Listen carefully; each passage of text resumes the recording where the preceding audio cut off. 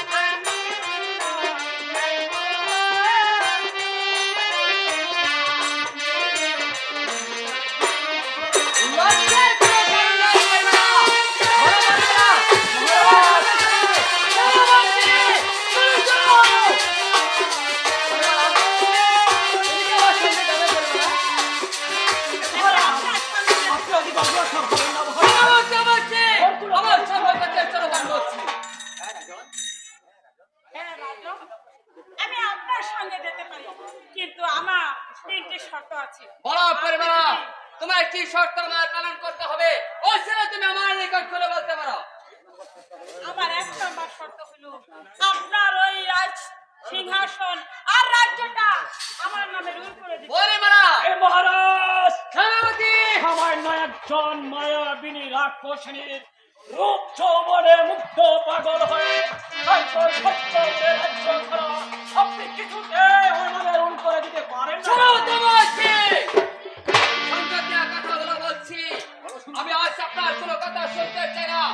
সুন্দরী, আমি তোমার সকল শর্ত মেনে নিয়েছি। এই মুহূর্তে তুমি আমার সঙ্গে চলে আসো। মহারাজ, সত্যি চলে যাচ্ছে। আমি যে আমার মহারানীর কাছে কথা দিয়েছিলাম, আজ মহারাজার আমার রক্ষা হিসাবে মহারাজার সঙ্গে পাঠিয়েছিল আমাকে হরির শিকারে।